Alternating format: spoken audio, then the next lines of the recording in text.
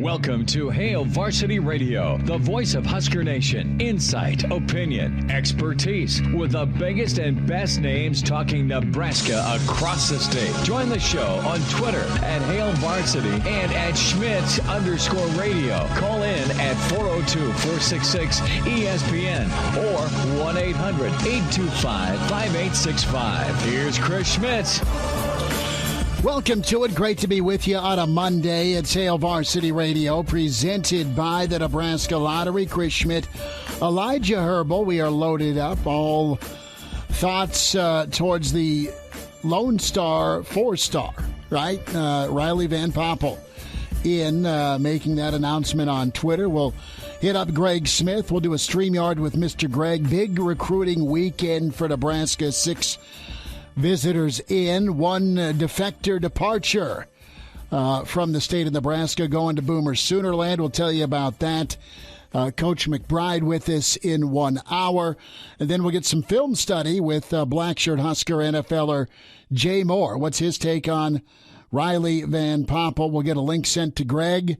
And you can get in 466-3776, 466-3776, 800-825-5865. Find us on Twitter at Schmidt_radio, Chris Schmidt at Herbal Essence for Elijah Herbal. And can always email the show, Chris at HailVarsity.com. So that's on the line today. We'll dive into some recruiting, some football thoughts.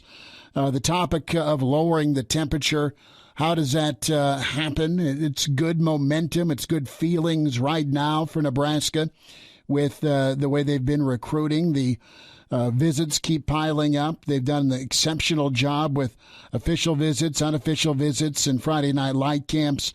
Another rendition set for this Saturday. What the here and now can translate this summer into the fall. You may have seen on social media, 75 days till Ireland and Northwestern are here. And a big thing for Nebraska is going to be that chemistry. A big thing for Nebraska is going to be what they get done in June. But let's focus on Riley Van Poppel for a moment. He's the news of the day. And listen, it used to just kind of be taken for granted, Nebraska and Texas ability, the ability to go down into Texas and get some linemen like an Aaron Graham, or go get a quarterback like a Tommy Armstrong or a Turner Gill, or go find a skill guy or a backer, right? Julius Jackson, a phenomenal linebacker for Nebraska during the late 90s. I mean, Nebraska did what they wanted in Missouri and in Texas and in Kansas. It was a no-brainer. Broderick Thomas, of course, the great outside backer, rush end for Nebraska from the Houston area. But it's been quite a while for Nebraska to do work in the state of Texas, right? Brant Banks is a guy that's from that Houston region, and he was a defensive lineman that is now on the offensive line. So I look at Van Poppel, Argyle, Texas. I know a lot about his dad because when I was a teenager, early teens, everyone wanted the Todd Van Poppel rookie card because he was the next phenom, and he was headed to Oakland to play his pro baseball. But this was a pretty thorough process, and I don't know if you're like me when you look at peer recruitment, but Van Poppel's not just a nice name that's put some great stats up and has a great frame. A lot of the college football world wanted him. Already an official visit to Tennessee, was slated to go to Michigan on an official visit. That isn't going to happen, but Arizona State and Cal were after him, as well as Florida State and Arkansas, both the Colorados, K-State and Purdue, along with Wisconsin and Vandy. So, boom, I see Wisconsin on that list. I see Michigan on that list. I see Tennessee on that list. They're not going after guys they think can play. They're going after guys they know can play and translate to high college level football. So Nebraska able to get him, and that's pretty nice. And Van Poppel, I think, just in looking at a couple of different interviews, and I know Greg Smith's running him down if he hasn't already, but it just felt different. It felt genuine. It felt authentic. Those are some of the key words that Nebraska really imparted on a guy like Van Poppel. And we talk a lot about Mickey Joseph. We talk a lot about Bill Busch, deservedly so. But Nebraska's got really a three-headed new monster in recruiting. And Brian Applewhite's part of that monster squad, which is great for Nebraska. He is adamant about getting guys from his state, Texas, being the TCU guy, back up to Lincoln. And when it comes to scouting and profiling and fighting for guys in his region, Applewhite's worried about, covering the football, not turning it over, getting 4.5, 5 yards a carry. But his other responsibility is to go get talent for another one's room, i.e. Coach Dawson. And this was really well done, Elijah. It was a situation where Applewhite saw this kid, knew about him, went down to get him, and Vince Ginta also being from Baylor. Both those factors played heavily here with Nebraska going into Texas and getting a 4-star defensive lineman. That's very versatile. And for all that's been made of, Nebraska can't go down and recruit Texas now that they're not in the Big 12. It's not what it used to be, Texas, but Nebraska still, with consistency, goes down and gets a guy or two from Texas. It feels like every single recruiting cycle. And I think they've had a guy from Texas. How easy is it, right? It's not easy, but there's some good names they've pulled from down in Texas. You look at Brendan Hymas, Texas kid. Mm-hmm. Maurice Washington, despite being short-lived, was a guy they nabbed out of Texas. Omar Manning's another Texas kid. Nebraska's had success down in the Lone Star State, and it's not 4 or 5 guys coming in like it used to be. It's not the Rex Burkheads, the pipeline that it used to be from down in Texas. But Nebraska I omitted Rex. Down there. Forgive me on that.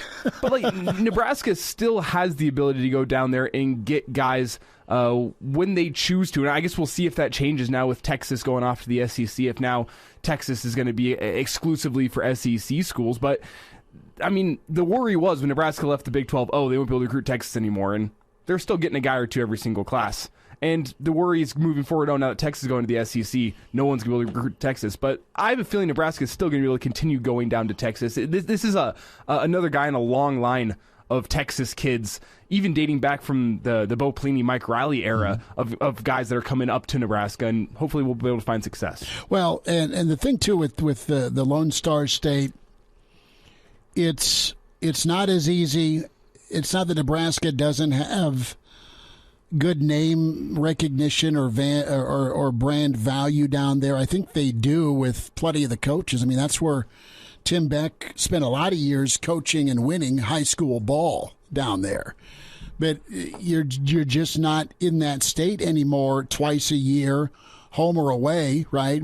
Texas and A&M and Baylor and Tech aren't coming up every other year. You're getting a Texas school at home and you're getting a Texas school on the road in the old Big 12. You were able to be showcased, whether it was an ABC game or kids just saw the game and saw Nebraska roll down and perform pretty well down in Texas. It's been different. It's been an issue because you're not there, but it's also a lot of it has to do with Nebraska on the scoreboard. Nebraska's a far cry from what they were the last time they were in Texas, and that was playing in a Big 12 championship game, or I should say the 2010 game at A&M, where that was another bitter pill. But you get my point.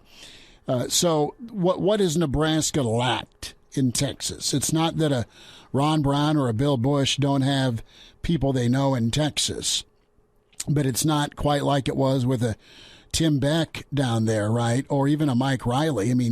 Hymas was a Westlake kid, right? And there's people you know and coaches you know and you contact. Having Coach Applewhite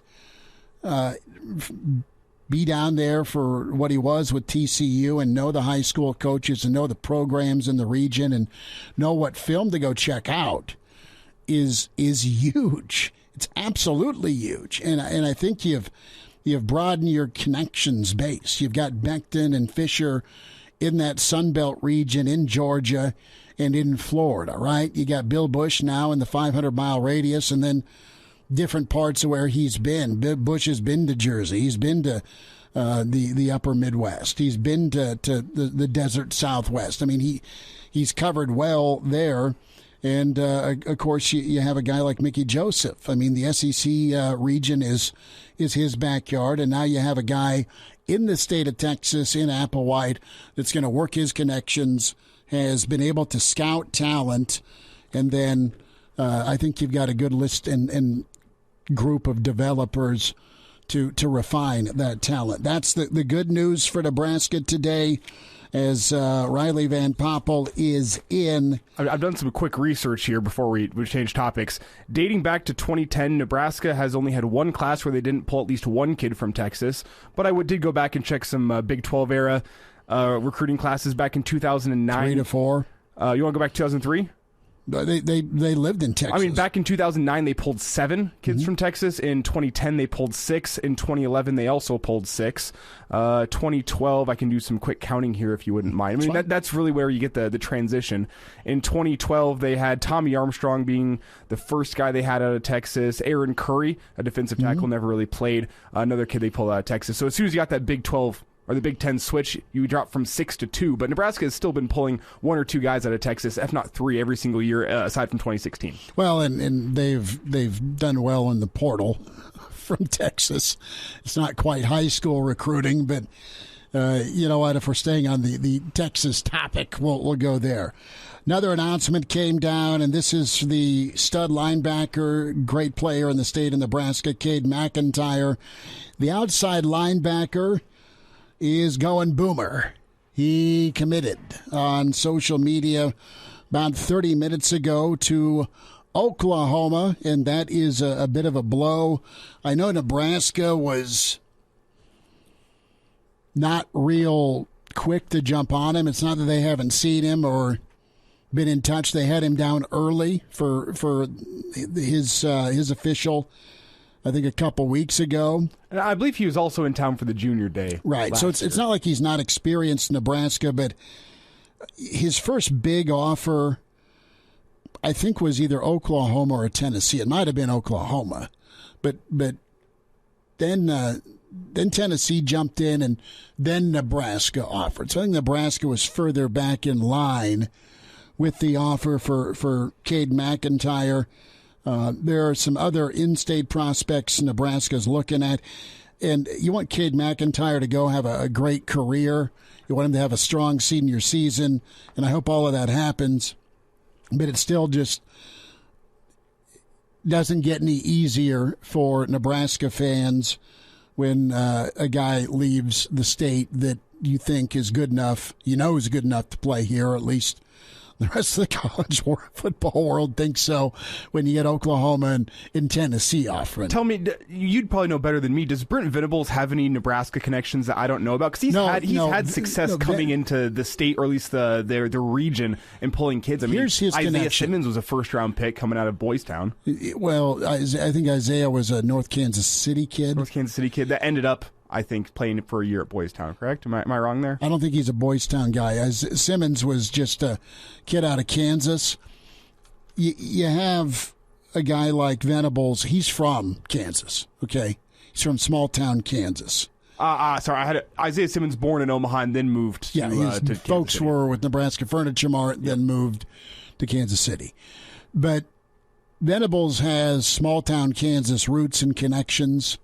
That's how a guy from Clemson hears about a guy like Simmons when there's players that are similar to Simmons, except Simmons was great, as good as advertised, and then got developed at Clemson. No, don't kid yourself. Venables still has connections around the region, around Nebraska's 500-mile radius, and he absolutely, and that goes back to Venables being with Stoops at Kansas State. You're in state. Here's one of my assistants.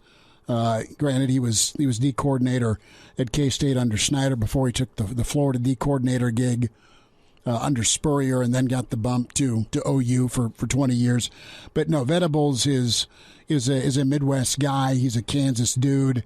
I forget the exact town he's from. Maybe he's Wichita, but he's got Wichita. He's got Kansas City.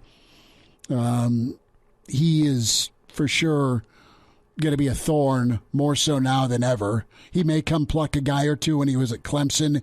He'll live in that region because there's a lot of really good football players, that Kansas City region, of course, but also some in-state Kansas kids that he'll be all over. He'll be all over it.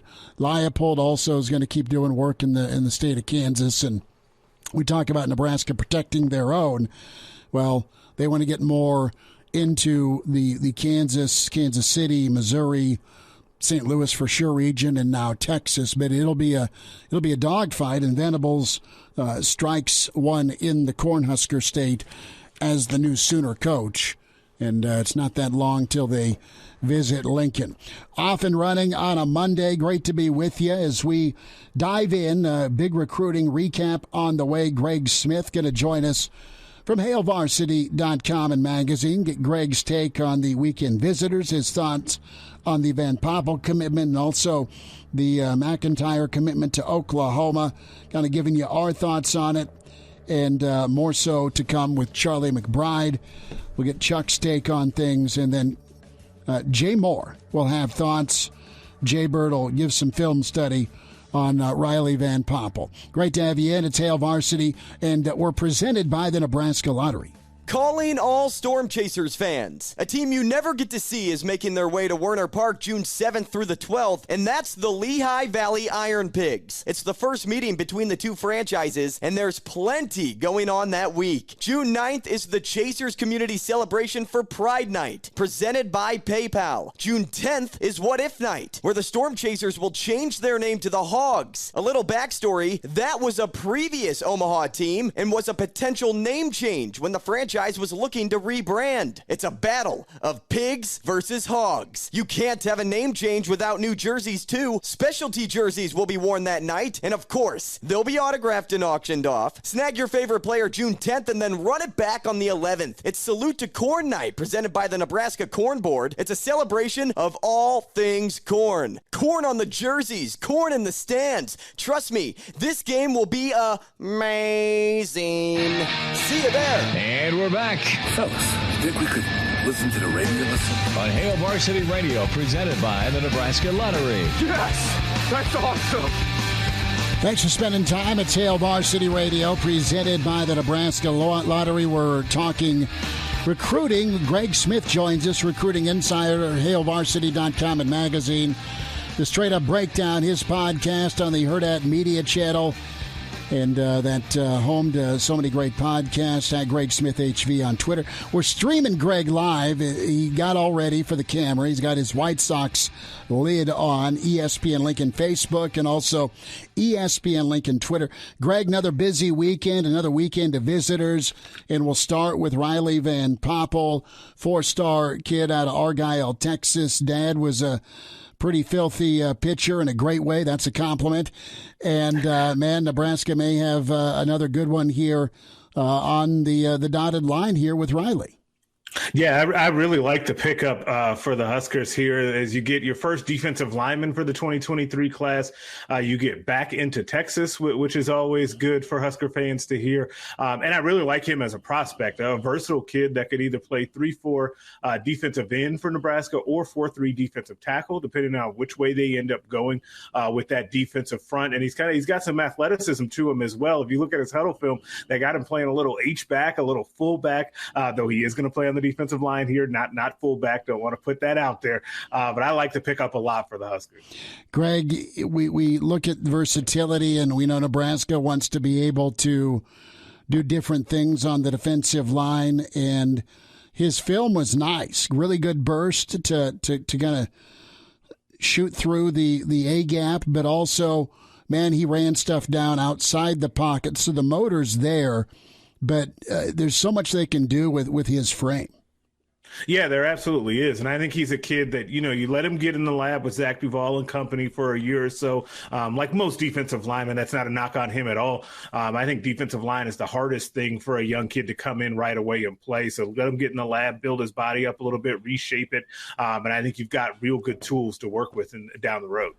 Greg, when you look at the guys on Nebraska's defense right now, what's the better comp for Van Poppel? Is it more of the Garrett Nelson build? Is it more of the Ty Robinson build, or someone altogether completely different? I think it's closer to Ty Robinson than Garrett Nelson. But he's not as big as Ty Robinson is. Ty Robinson is a really unique guy when it comes to his size and athleticism combo. He just is. That's why he was so highly recruited coming out of high school. But he's definitely closer to that than he is Garrett Nelson. He'll play more of that interior of the defensive line moving forward, I think. Greg Smith with us, recruiting update here. The Visit Weekend at Greg Smith HV on Twitter with Hail Varsity.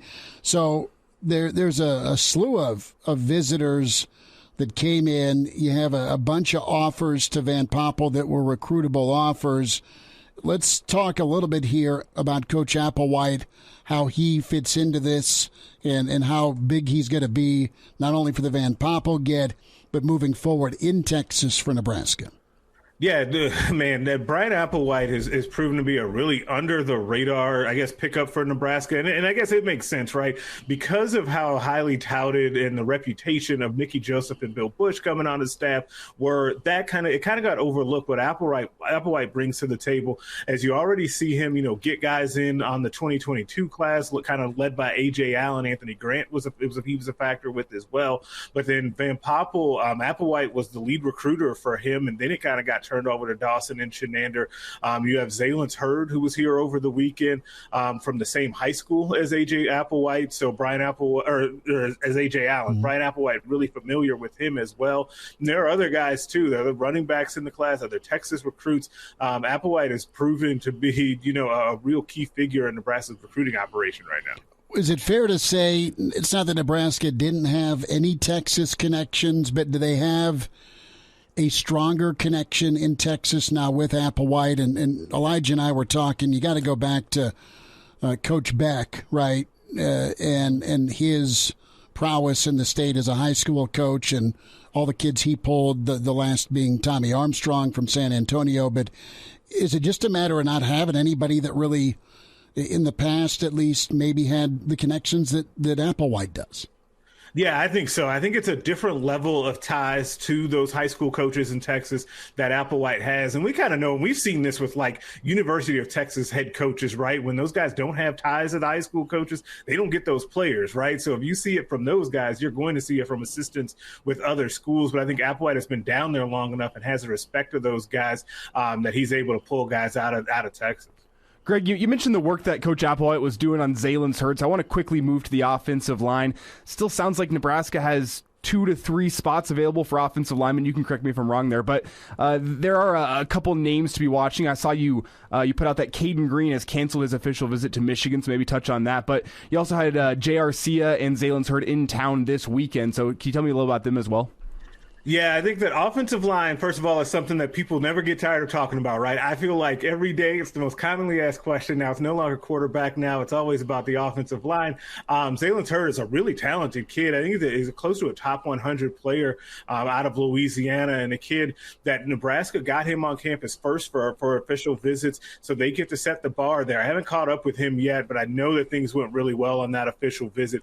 You mentioned J.R. Sia, who said that he wants to make a decision sooner rather than later, and the Huskers really kind of blew him and his family away. First time to Nebraska, the guys don't know what to expect, but he gets here, he sees the stadium, sees the city and the new facility being built, and Sia, I think Nebraska's in a good spot with. Caden Green, it's still going to be tough. Like the Michigan visit being canceled is definitely helpful because they were one of the top teams in his recruitment.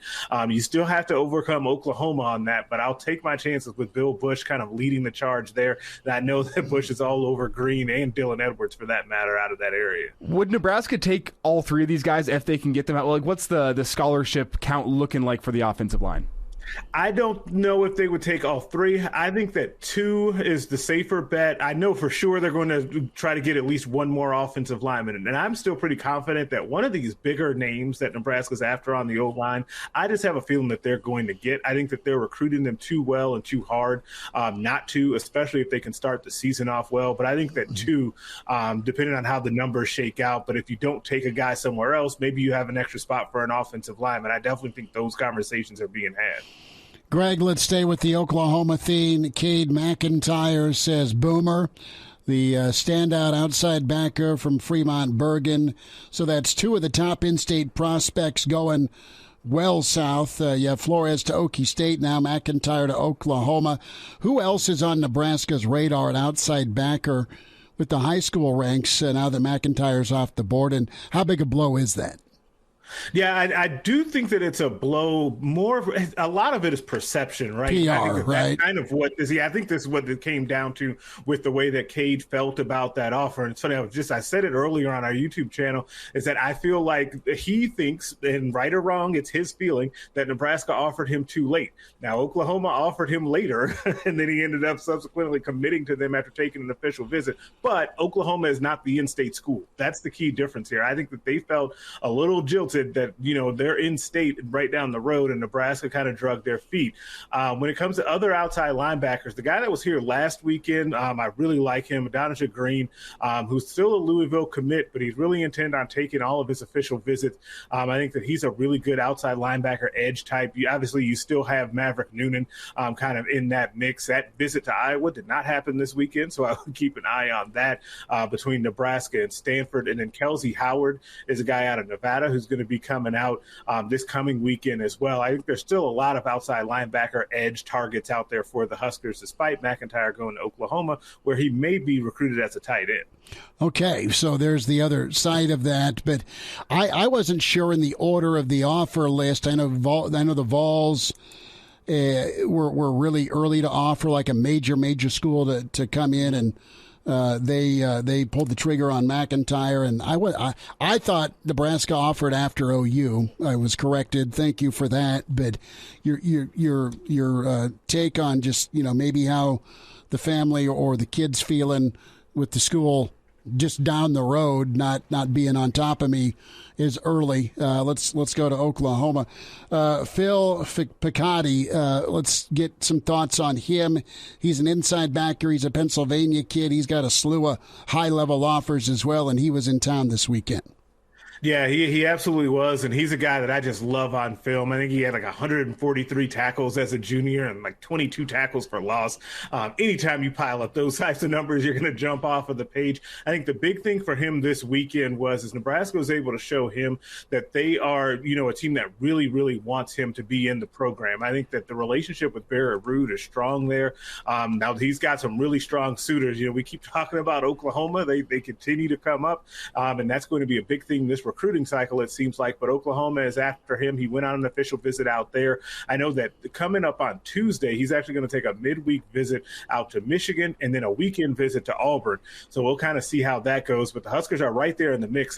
That's the second time they've had him on campus, and they've impressed both times and I think improved their position. It's how far do they actually have to come to catch up in that recruitment to what I think is Oklahoma as the leader right now. Greg, this weekend, another Friday Night Lights in store. Any names you can share, or just some general thoughts here for the second round of this? Yeah, I think that this weekend might be the weekend of a couple of quarterbacks coming to town, and one in state that's a future guy that you've probably seen go viral, and Mikey Gow for Bellevue East. And then there's a kid, I think in the 24 or 25 class, there's too many kids, Jack Wallace out of Iowa, that's actually been on campus a couple of times. He's a real good-looking future quarterback prospect as well. I think that this camp will actually be bigger than the first one. You'll have more kids out there to watch, but that list is still kind of coming together, at least on my end, and it'll be another big official visit weekend. And then I think the guy that we want to get back on campus this weekend that's on the commit list, Dwight Boodle, quietly has not been back on campus since he committed. So getting him back this weekend will be a big deal, surrounded by some of those uncommitted kids. Greg, really fast here. Gow, the quarterback out of Bellevue West, he went viral for throwing ambidextrously, if I remember correctly. Is he going to be throwing with both arms at Friday Night Lights this weekend? I will be really curious if he does that. I know he did it at the Northwestern camp. I saw the highlights on Twitter, so I'll be curious to see if he does it here for Nebraska, and how he performs for Bellevue East last year. He started as a freshman, and we'll kind of see how his progression goes from there, but he's definitely, taking advantage of all these camps. Greg, a thought here, two in-state prospects. Nagoy Benny obviously was at Iowa State last weekend, and then Davon Hall out of Bell West, the wideout. Any feel from you where they're leaning or they're liking, as they've been able to see a lot of different spots? Yeah, it's early in the process still for Hall, and I think there's more offers to come for him. He just picked up Arkansas over the weekend. I think more SEC schools are going to continue to offer him. I like Nebraska's chances with him as long as Mickey Joseph is around. That's a broken record, but it's the truth. As long as Mickey's around, I like their chances. Benny is an interesting one because he's taken a visit to Washington 2 weekends ago, Iowa State this past weekend, doesn't have an official set to Nebraska yet, and that kind of concerns me as to where he ends up on their board, right? And I don't know which position they see him best at. So I feel like at this point he's leaning towards leaving the state, but that may be something where he just doesn't fall high enough on the Huskers board. Greg Smith, recruiting insider with Hail Varsity. Greg, thanks for the time.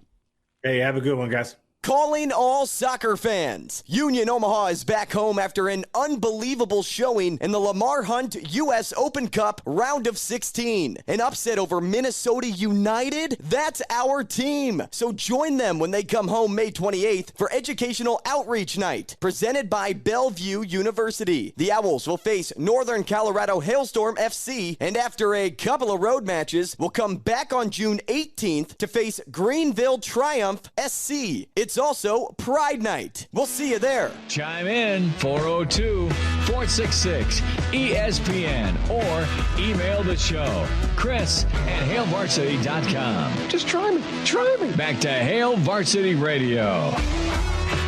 Well, we're not far from College World Series action, and we'll have some of that coverage here locally and out in central Nebraska with the Superstation, some CWS coverage a week from today. And how do you feel about Tennessee? Where you want the Vols to get here, their fan base, their unwavering chorus of Rocky Top, the memory of Jordan Beck flipping off Georgia Tech as he rounded the bases a little more than a week ago. Was that Georgia Tech or Auburn? I think it was Georgia Tech. So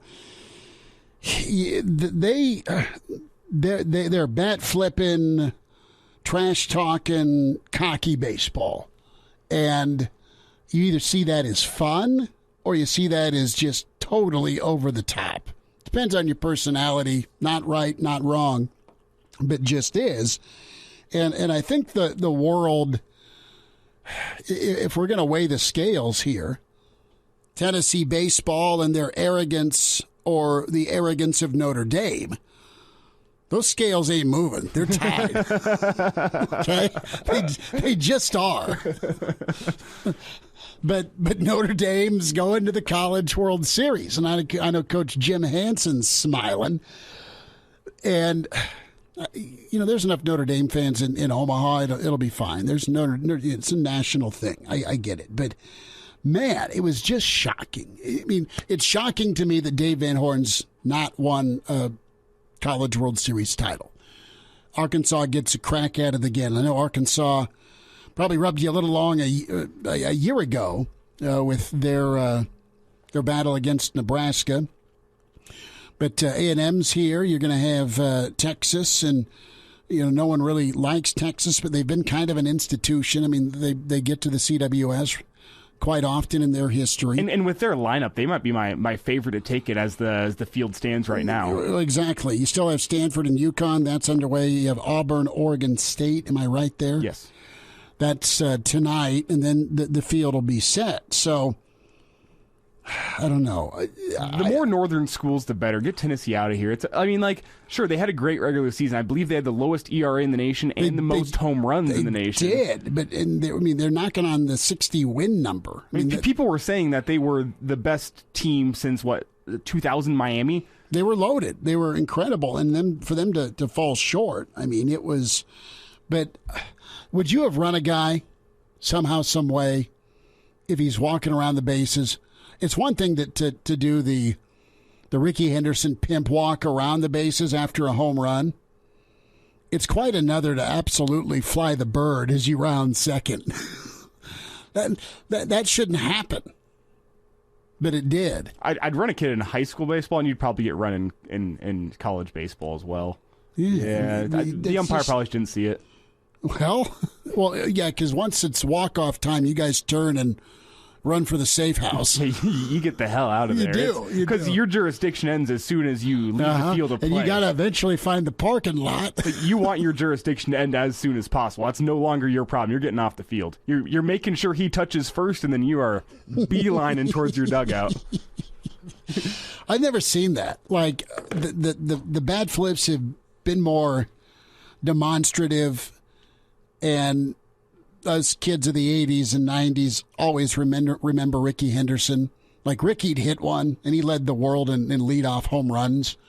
Power guy that clearly was incredible on the base paths, but Ricky'd like touch himself and grab his shirt and then start the pimp walk. But now this is a whole new level of absurd, where we're a week out from or past from the kid flying the bird around the bases. I'll give it to Tennessee, though. Like, the bat flips and the celebrations and the cockiness, it's fun whenever you're winning. But as soon as you lose, I mean, you have welcomed the vitriol you're about to the get haters. From the fans. Yeah. I mean, they are the live college baseball version of your favorite evil character when it comes to professional wrestling. Okay, that's what they became, and the world's laughing that they didn't get in. See, I was going to say it's like the Kanye West of college baseball. Love him or hate him, whenever he's up, the people who love him are going to be loving it. Whenever he's down, people are going to be hating. But let me pose the question to you. As the field stands right now, have you picked out a bandwagon team this year?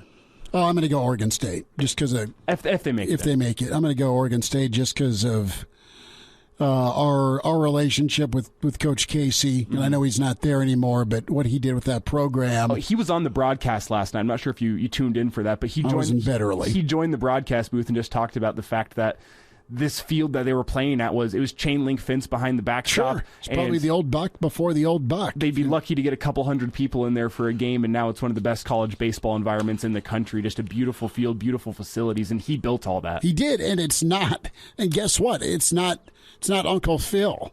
They're a Nike school, but it's not. I mean, you're the arch rival of the Nike billionaire, and you did that. You built that. You put guys into the majors, and you've won championships. And Bill Moose was an eyelash away from getting you here for a meeting to take the job. And Pat Casey's like, dude, go get Will Bolt. Bill, go get Will Bolt.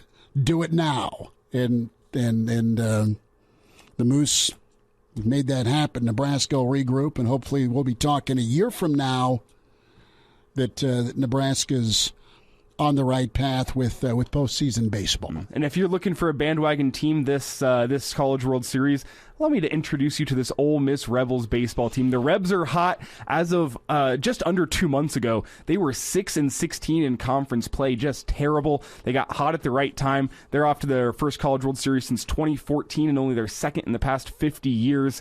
They got a great team, and if you like beer showers, Ole Miss loves beer showers as well. So I'm hoping to get out for some outfield seats and hoping I get to experience a beer shower in Omaha. You love some Ole Miss, and is your boy Lane? Lane's coming up. He asked on Twitter, does TD Ameritrade or whatever it's called now, do they allow dogs? Because he's got this pup that he goes everywhere with. Like, the pup had great seats in the private jet for the SEC spring meetings. Mm-hmm. And I think it's a lab of some sort, a lab puppy, but that's the only mammal that can stand being around Lane 24/7. Hey, he does well recruiting, so absolutely he does. Maybe he just connects better with 18-year-olds than people like yourself. Well, I like Lane. When he was at SC, he was great. As far assistant. No, I love Lane. I love his attitude. I love how funny he is. He's grown up quite a bit, and he wants to bring his pup to Omaha. So. While you're getting your beer shower, secure an interview with Lane and his dog. I can probably get the dog. I'm not sure I can pull Lane. We'll see about that. Yeah. It's like Baxter from Anchorman. He doesn't speak Spanish. We'll wind down this first hour. Plenty to get into with Charlie McBride. We'll get his pick for the CWS bandwagon. Also some thoughts on roles. Jay Moore also next hour. It's Hail Varsity. And now, back to Hail Varsity Radio. One final time this hour. It's Hail Varsity presented by the Nebraska Lottery. Chris Schmidt, Elijah Herbal is excited to spend time with Charlie McBride, Mr. Blackshirt, next hour. Anxious to talk to him a little bit about roles, right? What's the role of some of the stalwarts that are coming back on that defense and some of the newcomers that are coming from programs that have had quite a bit of success? What type of merger can happen? And then, how do you get the young guys up to speed? Because you'll need all hands for a pretty good 2022 season. Really good write-up and projection by Steve Marek with Hail Varsity. He dove into just the importance of October for Nebraska football. We'll get Coach's take on that. You got to eat what's on your plate first. And how does September end? Are you unbeaten in September? Are you 3-1? Or are you, dare I say, 2-2 going into October, as October seems much more doable for Nebraska because of who you get. I mean, if things go well and you get off on that right foot in September, October's, listen, Purdue's not easy. Neither's Illinois. I mean, they haven't been anyway, but you have Indiana and Rutgers after the bye week. I mean, do you have a shot at an unbeaten October? Well, yeah, you have a shot. You have a shot at a 3-1 September. So could you end the first 2 months of college football, as we're 75 days away, 7-1 or 8-0? And I know that's crazy talk coming off a 3-9 season. But if it does get going in the right direction, why not? I mean, we're not that far removed from Nebraska being 6-0 or 7-0 and ranked 6th. It feels forever ago because it's also the same season you ended up going bowling against Tennessee in the Music City Bowl, but you were ranked 6th or 9th in back-to-back weeks. Listen, it can happen. It was funny. I think I retweeted something for Amir Abdullah's birthday today, and they were showing Nebraska-Miami highlights from that stormy night. Just because the Hurricanes were in town, it was perfect weather. But that bloodlust night game non-conference showdown with the Canes when Miami finally came back to Lincoln after all those years playing in the Orange Bowl against Miami, and Amir went off. Great ball game, different Amir, vintage Amir, where he went for 235 yards. And somebody tweeted in, what is that little number next to Nebraska's name? Well, it was a ranking. Okay, it was a ranking for Nebraska. And listen, it's not that hard to get ranked. It's not. Nebraska's made it look pretty hard. Well, you look at the record and the sub 500 and the steps back and the steps forward, and not ever gaining any forward progress in that aspect. But it's okay and easy to get ranked. It's a lot harder to stay ranked is the issue. So we'll go there with Nebraska and their schedule. We'll spend a lot of time with Coach McBride. I'm anxious to hear if he's also dove into some chicken wings. He's a big chicken wing guy. Did he have a weekend full of chicken wings? Hour 2 is coming up. It's Hail Varsity. We're presented by the Nebraska Lottery. Hello, listener. Hey, it's Chris Schmidt with Hail Varsity Radio, and I wanted to let you know about a special deal just for listeners of the Hail Varsity Radio Show podcast. We're offering $10 off the annual subscription price. That means that you can get everything we do. 10 issues of our monthly magazine, our annual football yearbook, and all the premium content we produce at HailVarsity.com. Just go to HailVarsity.com/subscribe and enter in the promo code GBR for $10 off a full year of Hail Varsity. That's hailvarsity.com/subscribe, promo code GBR. Welcome to Hail Varsity Radio, the voice of Husker Nation. Insight, opinion, expertise, with the biggest and best names talking Nebraska across the state. Join the show on Twitter at Hail Varsity and at Schmitz_radio. Call in at 402-466-ESPN or 1-800-825-5865. Here's Chris Schmitz. Back with you, it's Hour 2. It's Hail Varsity Radio, presented by the Nebraska Lottery. It's that time, Monday with Charlie. We say hi to Mr. Blackshirt, Charlie McBride. Coach, it's 103. You want to go for a run? It was 90-something here today, and it was like mud. Uh-huh. That's how it feels outside, too. I know. Well, we're going to end up we're going to end up in the heat belt. Mm-hmm. I think the summer's going to be, if it's that like that now, can you imagine what it's going to be like later?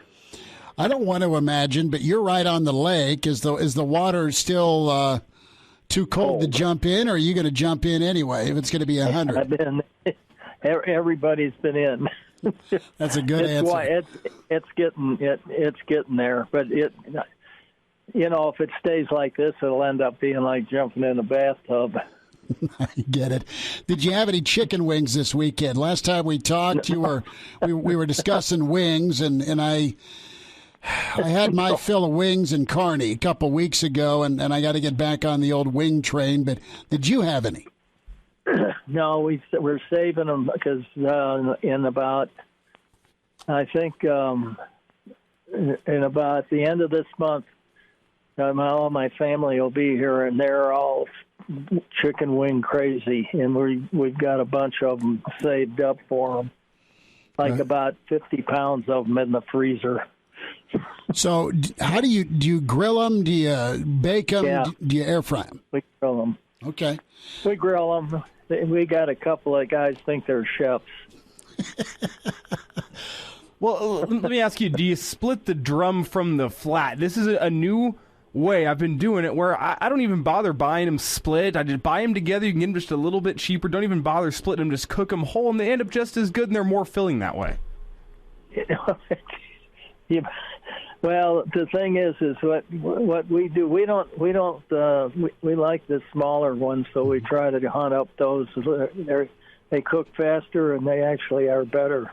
Okay. Than those great big wings that look like huge drumsticks. Yeah, well, that's all right. Elijah can have those big old chicken wings. Yeah, if you have any extra big ones in your freezer that you don't think they're going to be any good, you can send them my way. I'm sure he'll do that. Coach, let's talk a little football, and I'm interested to get your thoughts. Last week, towards the end of the week, you had the USA Today. They've got a lawsuit going in reference to the Freedom of Information Act. They want to know specifically what are the metrics that Trev Alberts has for Coach Frost and also Coach Hoiberg.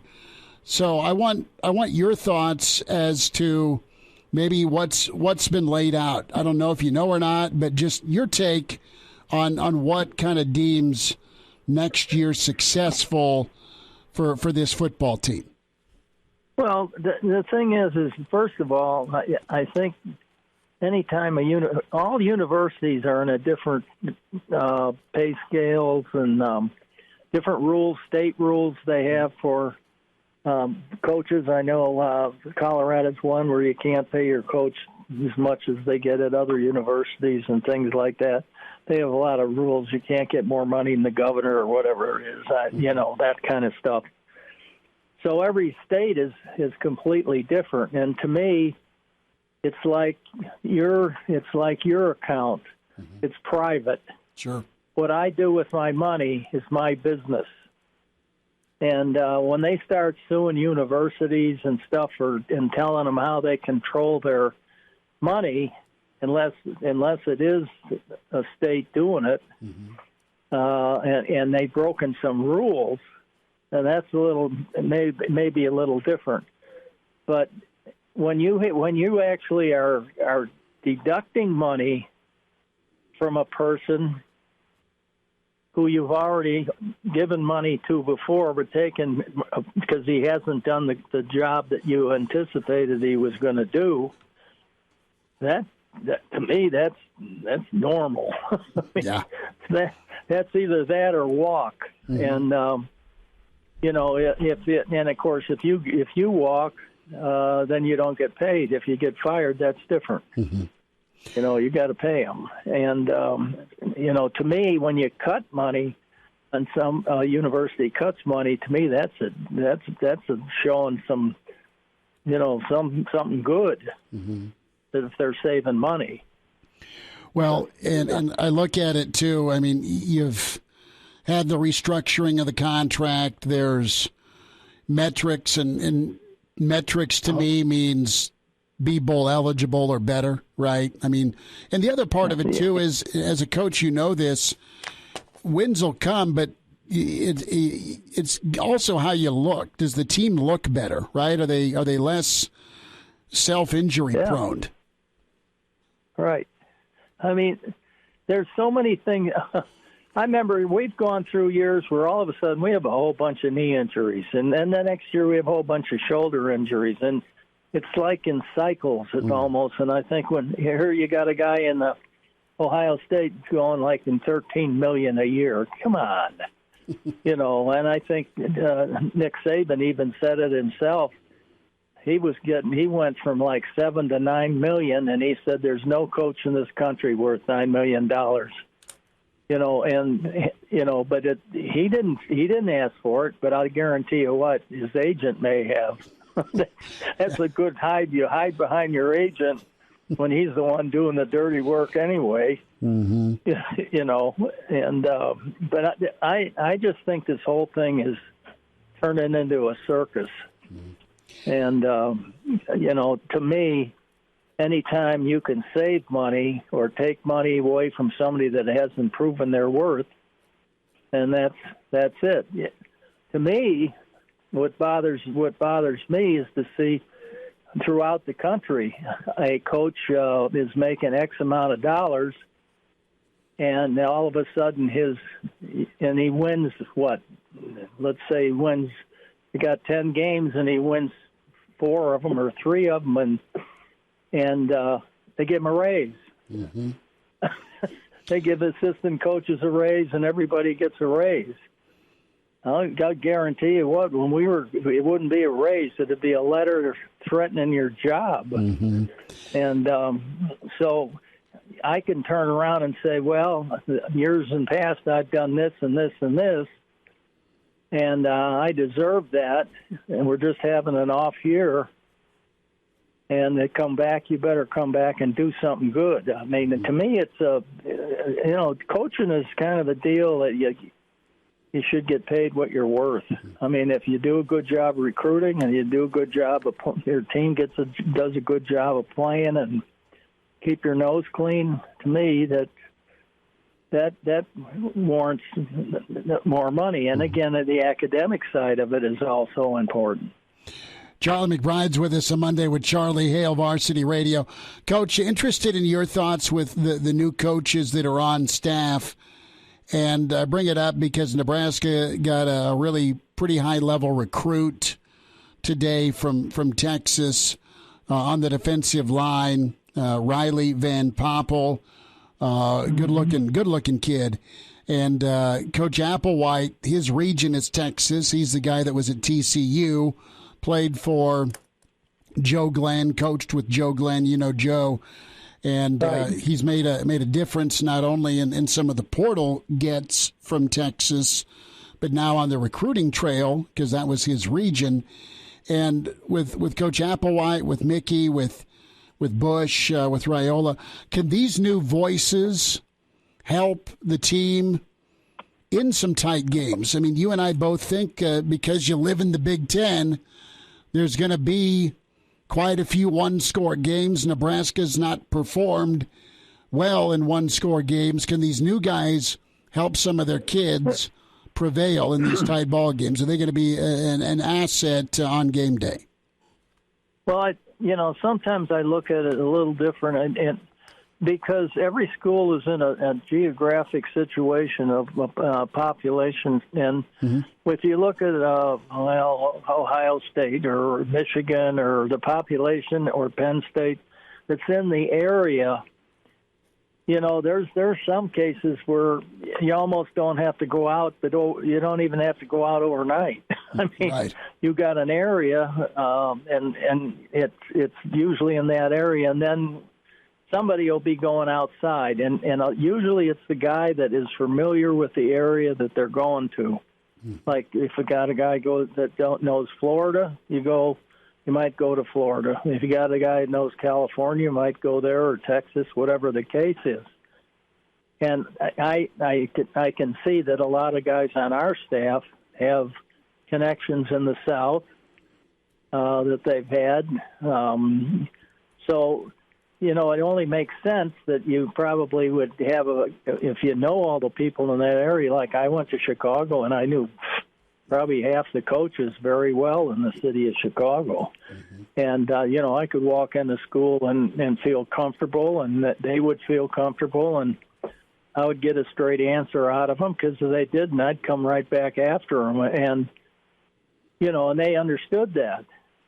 But a new guy comes in, it's a little harder to break into an area. But that's what some teams have to do when you don't have a population where you can do what a lot of them can do. Penn State, for example, one time I remember Paterno even saying that he was never out overnight. He'd use Jersey, fly down there and come back and forth, and stuff like that. And you asked, Bobby Bowden, he never was out overnight, ever. Even if he was talking to a kid in Minnesota, he flew back. And it's all, I think it's all location and where your staff fits in the best. Did you guys ever feel overwhelmed or ultra challenged? I mean, you were winning a lot of ball games, and you had a great group, you and Milt and Coach Brown and Frank and Jack and Coach Osborne. But you guys did great work locally. But man, you guys were tireless nationally because of all your different connections. Well, first of all, I really believe that, if you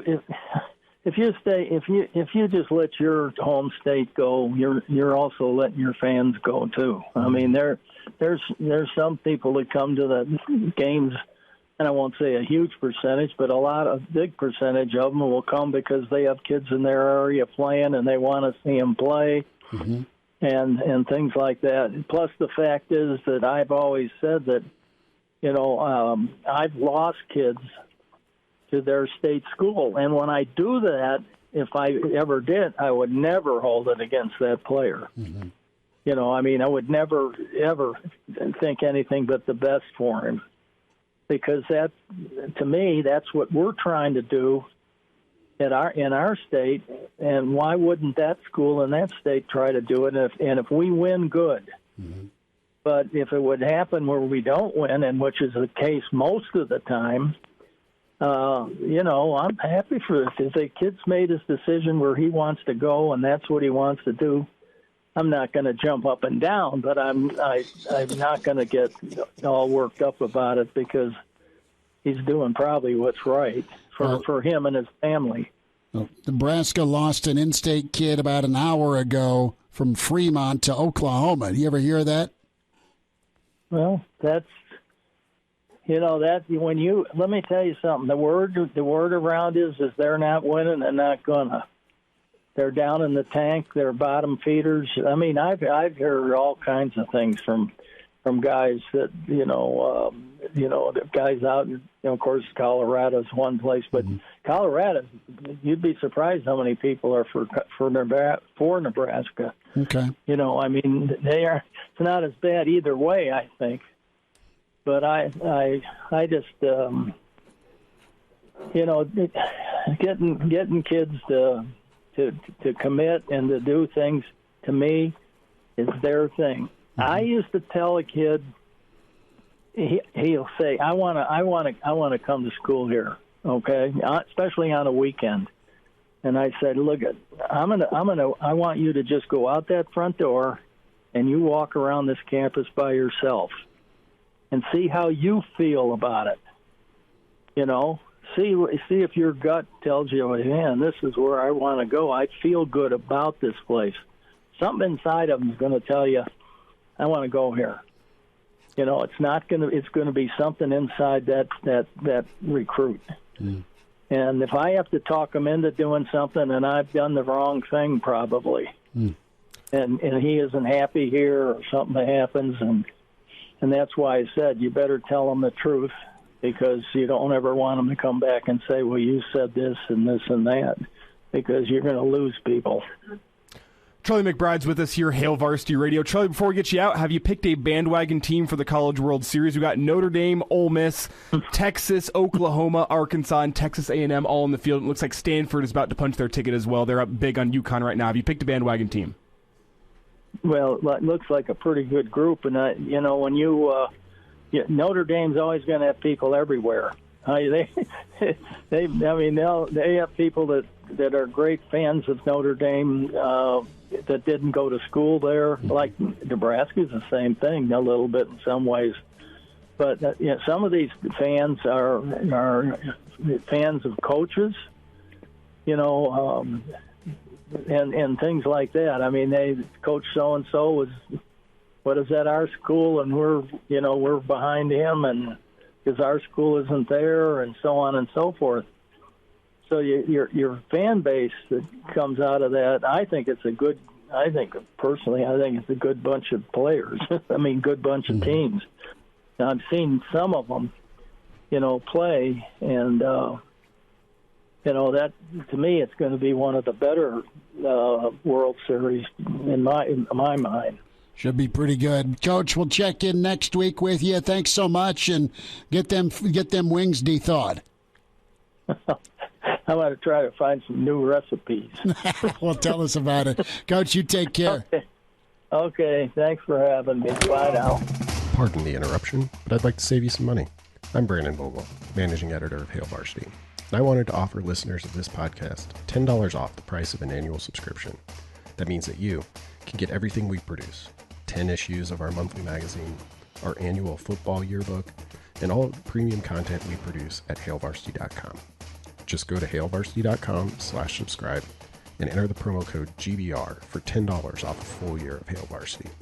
That's hailvarsity.com/subscribe, promo code GBR.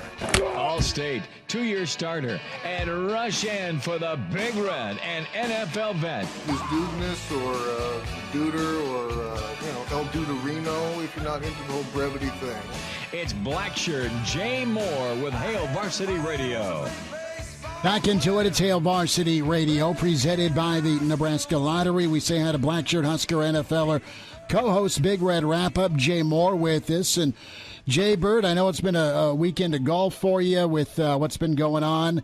We'll get to the U.S. Open in a minute, but also big weekend for Nebraska football. They get a commit in Riley Van Poppel out of the great state of Texas. We'll start there. Some impressions. It's not every day anymore, Jay Bird, that Nebraska gets a Texas commit specifically on the defensive line.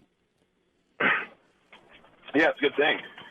We've had a good history down in Texas, and obviously that was because of us being in the Big 12 and playing A&M and Baylor and Texas Tech, and obviously University of Texas, and Oklahoma is obviously really close as well. So that was always a plus. We'd get probably 3 or 4 kids out of Texas every year, but since going to the Big 10,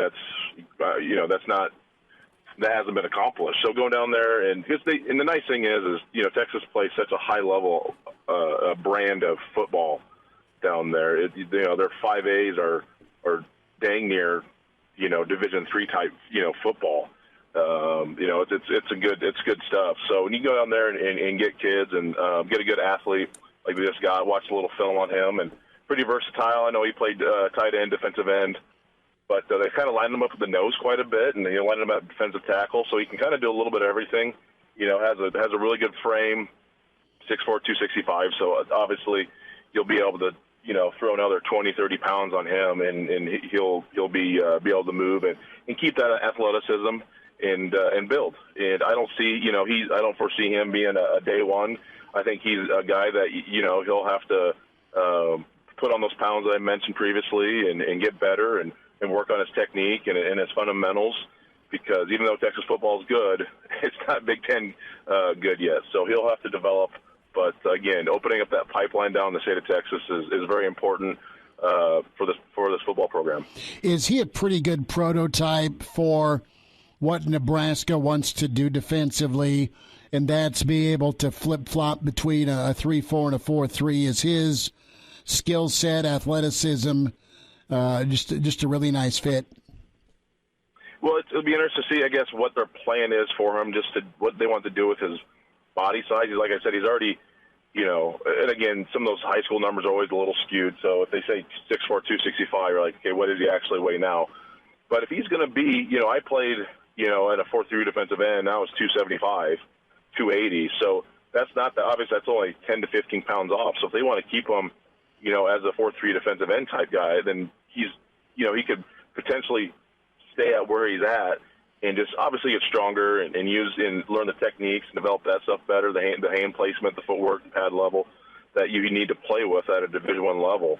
But then if they want to, you can make them 285, 290, and you could probably still do them both.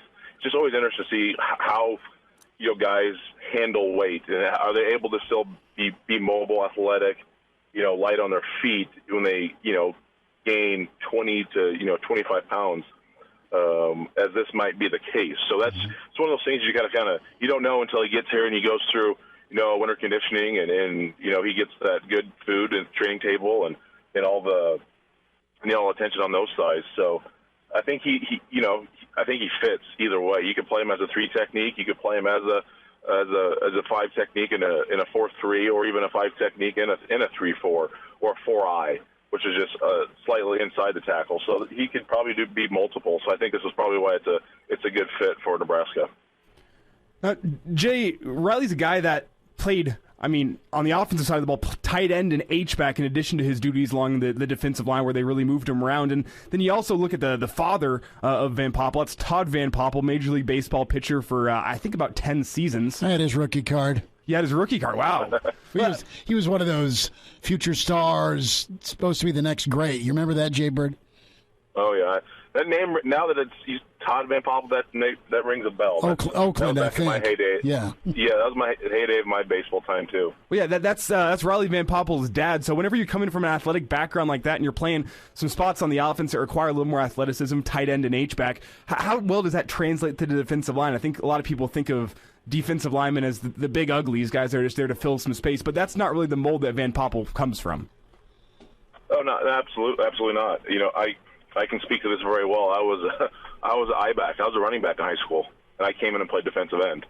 I think you just want to get the best athletes up there, and that's you can teach get kids stronger. You can teach them better techniques and fundamentals, but it's hard getting kids more athletic. That's a God-given trait. So if you have guys that can play both ways, and call it a tight end or an H-back, wherever it may be, I think just getting the best athletes at every position, that's a win on day one. So I think that's a huge plus. That in the film, I've seen it. They loop him around a lot. They move him around. Like I said, he was playing defensive end, nose tackle, the H-back, tight end. So that's nice that he can kind of check every box from a high school. And again, we're still talking about high school football, but it's nice to see that. But he definitely has some athletic ability. And obviously, when you hear, who his dad was, it sure makes sense. What impressed you most, and what I liked about his film, Jay, is how he was quick enough to shoot through, and maybe he's outweighed or outsized, but he was still able, with some strength and agility, to kind of shoot through. But he also, Jay, he did a great job of chasing stuff down outside the pocket. What did you like about his film? Yeah, definitely high effort guy. That's what you need in football. That's what if he's going to play defense, you got to be 1,000 miles an hour every play. You got to be a high intensity, high motor guy to play defensive line. there's no ifs, ands, or buts about that. So that was really nice to see. I thought he had a pretty good get off. You mentioned him getting, breaking through. He has a little burst off his get off, so there's some athletic ability there. Technique wise, it's hard to see exactly what he from the film. It's hard to see exactly what's going on from sideline copies to really get a good idea of what kind of technique and stuff he's playing with as a D lineman. You need the end zone shots. There wasn't a ton of those in his film, but the guy has the tools, right? He has the framework. Now Nebraska kind of has to go and develop that and give him more tools, add more tools to that tool belt so he can become the best player he can possibly be. Jay, I wanted to get a thought on some of the roles in that defensive line room. You're going to have new faces in Wynn and Drew and O'Shawn. You've got your kind of staple and Garrett Nelson and Caleb Tanner and Ty Robinson. Those are the mainstays. And then you got a lot of young pups. As far as roles go with that starting front four or three or however they want to go, who do you see being the leader and what are you asking some of the new faces to do other than perform on 3rd and long? Yeah, I think you got to have Garrett Nelson, Caleb Tanner, Ty Robinson. You got to be your main three guys. If you want to call, I know those guys are technically outside linebackers within this defense, but those guys have been there. I think I would circle Ty. I have very high hopes for him. He's shown splashes of being an NFL type talent, but he has to become more consistent. I know he's still young, and the whole. I can't even tell you what grade these guys in because of the whole COVID year thing. But he's got to perform, and I think the fact that these guys have been here with Chins and Dawson is long enough, and so they know what's expected. And it's just when these new guys come along with O'Shawn Matthews guys and the kid out of Alabama and the kid out of Texas Tech, it's going to bring some competitiveness in that room. But it's also you got to embrace those guys. They're going to make your D-line room better, and they're going to and the competition is going to make everyone better. And so that's going to bring up everyone's game in that room. So that's a really good thing in my opinion. The young guys, it's just come on, let's go. Like you're going to be called upon. We lost some guys to the NFL. We lost some guys to some transfers. It's time to step up and take opportunities now. There's plenty of opportunities. And if those young guys are willing to come up and grab it, it's there for the taking. But if they don't, then that's going to be a pretty thin D line room. And you can't put guys out there if they're not ready. And I know Chenander and Dawson won't do that. So those young guys got to step up. And then, like I said, the opportunity's there for them. They can go grab it if they want it. But if they don't, then you're going to be watching a lot from the sidelines again.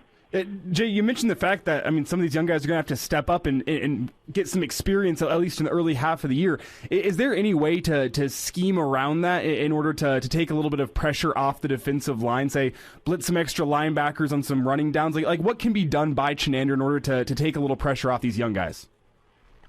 You can do a little bit of that. I think, having – sometimes when you do some blitzing or some stunts, you kind of have – one focal point, because a lot of times in your base stuff you have to pay attention about 3 to 4 different scenarios. Right? Okay, if you get this block, whatever, but then I got to stay backside. If I get this block, I got to be play side. I got to spill. I got to set the edge. Whatever it be, there's going to be multiple scenarios. But sometimes you're like, all right, we're going to run this blitz, and all you got to do is shoot a gap and just stay there.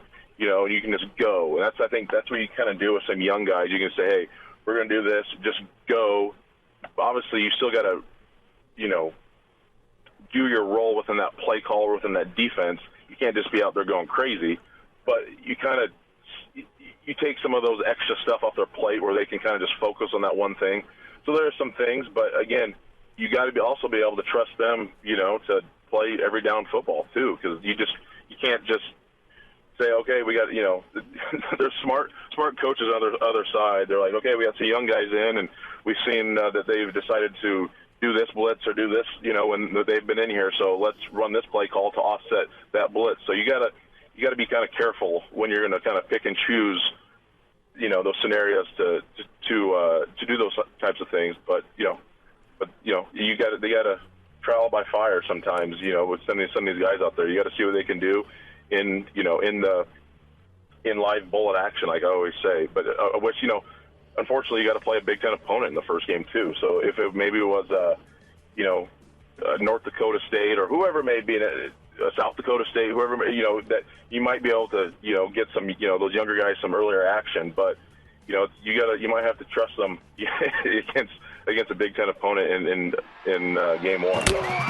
Like what you hear, high-quality radio and podcast is part of what we do at Hail Varsity. Hey, it's Chris Schmidt with Hail Varsity Radio, and I wanted to offer listeners of the Hail Varsity Radio Show podcast $10 off the price of an annual subscription. That means that you can get everything we do. 10 issues of our monthly magazine, our annual football yearbook, and all the premium content we produce at HailVarsity.com. Just go to HailVarsity.com/subscribe and enter in the promo code GBR for $10 off a full year of Hail Varsity. That's HailVarsity.com/subscribe, promo code GBR.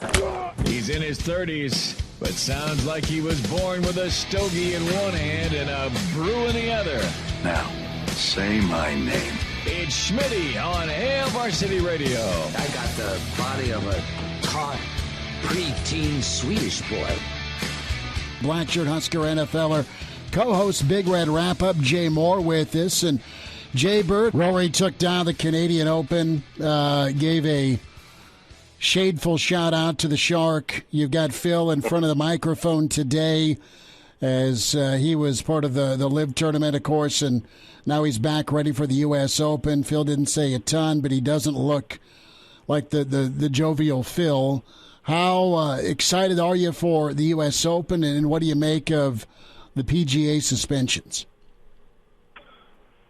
Super excited for the U.S. Open. It's my second favorite event behind the Masters. Love the history of Brookline Country Club and Francis We Met. We all know that story. A movie was made on it. And so obviously really excited for that. This whole LIV golf thing, the PGA Tour has to do it, to try to protect their brand, but I can't fault these guys for going over there and taking hundreds of millions of dollars or guaranteed money. They got to make choices for their future, for their financial situations, and I can't blame Dustin Johnson being like, "You're going to give me $125 million? Sweet." Tiger's made $121 million in his career. Mm-hmm. So the money's there. I can't blame anyone. If you want to get into the political sides of it, where the money's coming from, and in Saudi Arabia and so on and so forth, well, okay, whatever.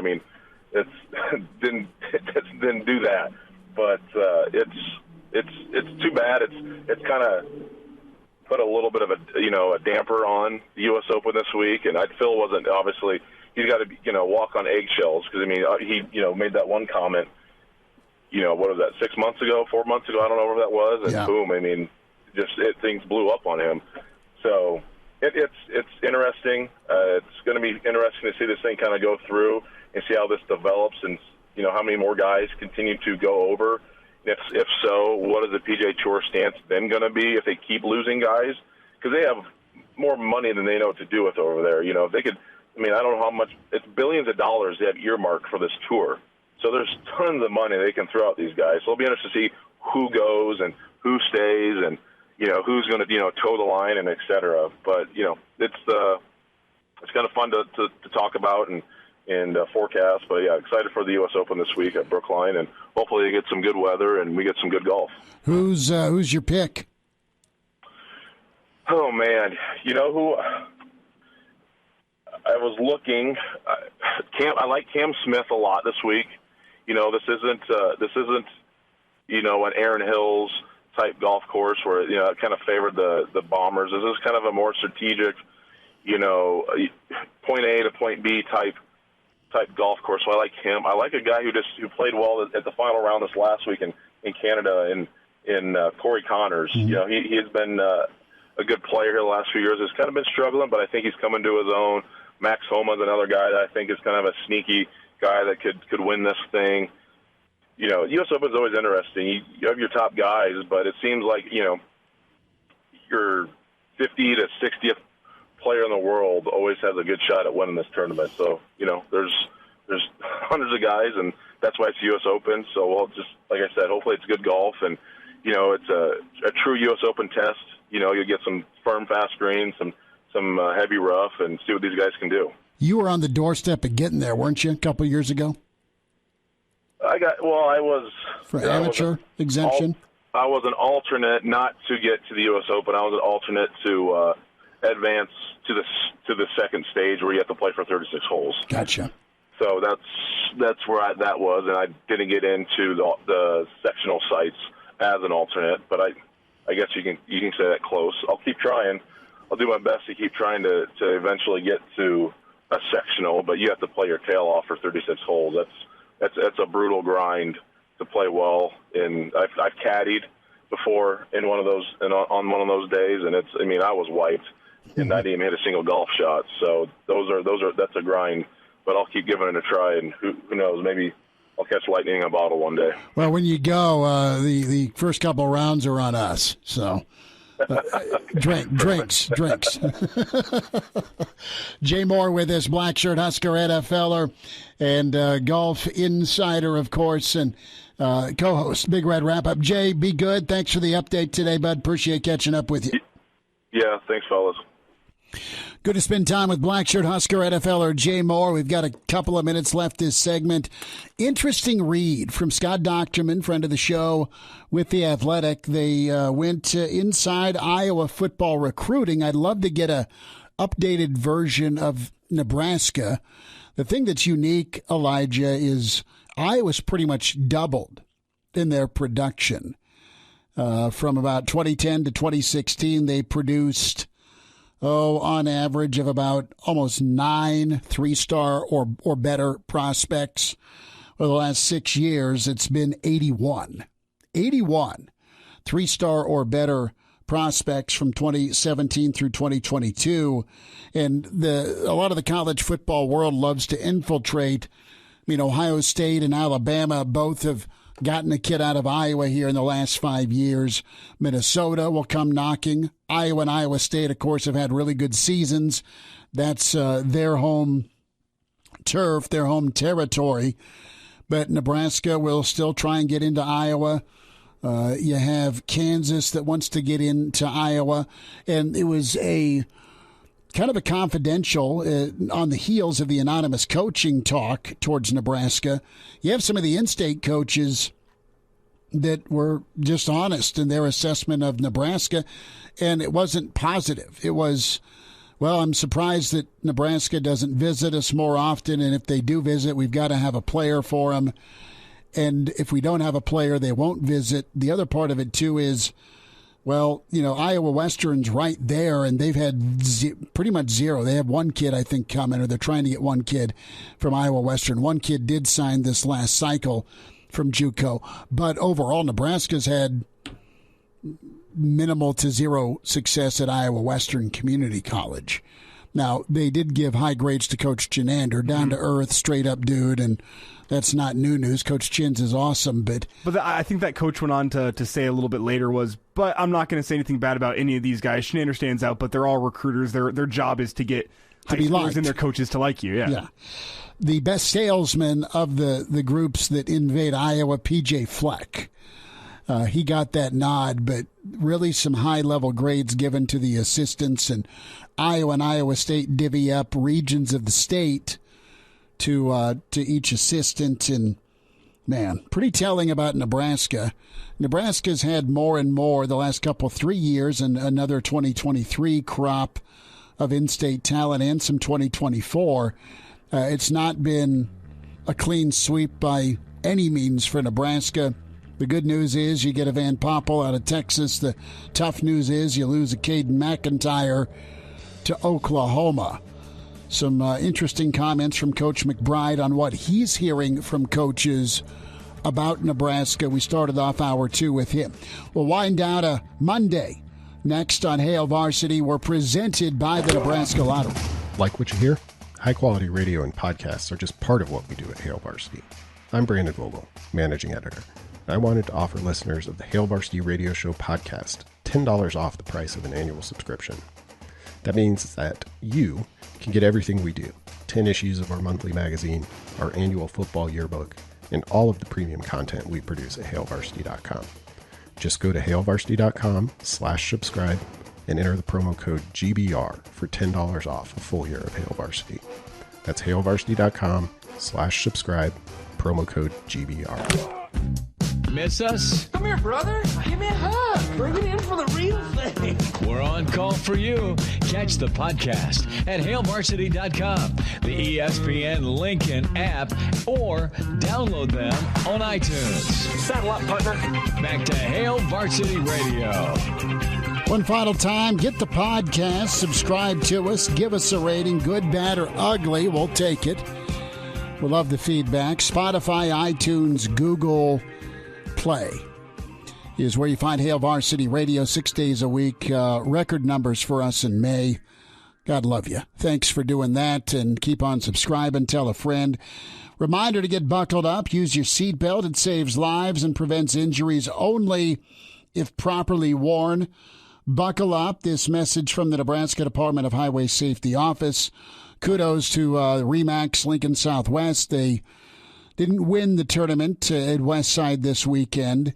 Had a tough one against Bellevue, check that, Millard West on Friday night, but they got it handled in walk-off fashion against Millard South. So we'll regroup. The kids, I dropped Junior off over at the high school. It was going to be a team-only practice, so they were all out there on the football field getting ready to have some camaraderie. And no doubt sweat out any imperfections before we get ready for Colorado. Did you make it through your golf round on Saturday before the rain hit? Oh, that was hilarious. Not for my wife or in-laws. They were in Beatrice. Oh, yeah, with all that hail. I saw softball-sized hail. Yeah, Grandma Jody's Buick got dismantled. Oh, no.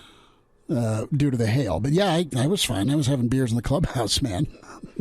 Nothing wrong with that. She called me and was like, are you okay? I mean, I was like, what do you mean? I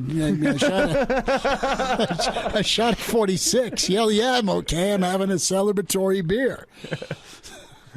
How about you? Yeah, well, we're in a Mexican restaurant, hunkered down. There's this giant piece of hail in our salsa bowl that pretty much took up the salsa bowl. Mm-hmm. So she's okay and everyone's fine. But, man, that was pretty wicked. Yeah, I was out there umpiring some baseball, and we were in the bottom half of the final inning, and with one out, starts hailing. I was trying to get through that game. Were you in Beatrice as well? I was not. I was up in Ashland, actually, and we were in the final inning, the bottom half, trying to make it through. You can see the clouds are dark, and we had thunder rolling, and I didn't see any lightning strikes, so I'm going to just keep it rolling until I start feeling some hail bouncing off me, and I go, okay, it's time to call this game. So we called it, waited in the dugout, see if we get the second game of the doubleheader, and we could not. And I headed home and watched some UFC. It wasn't a bad night. Well, we are off to Denver. We leave Thursday morning, so it's the Elijah Show on Thursday. Gracias for that, good sir. Friday as well. We have afternoon games Friday in Castle Rock, actually. So I'll be coming to you from somewhere in Denver. Not a dispensary, before you throw in some cheap comment, Elijah. Saturday morning. I'll be locked in on KFOR for you Friday morning, and I'll be en route Thursday. So good stuff today. Great stuff from Charlie McBride and Jay Moore. Greg Smith, incredible, all over it with some recruiting recon. Tomorrow, it's a Tuesday with Kaz. Rick Kaczynski will join us. Brad Edwards, college football insider and college baseball, CWS aficionado, 25 years with ESPN, most of those years part of the road to Omaha, so we'll get his take on some football and baseball tomorrow, and then our dear friend Mitch Sherman from The Athletic, his take on the state of Husker Nation. Talk to you at 4 tomorrow on Hail Varsity. Thanks. A Hurrdat Media Production.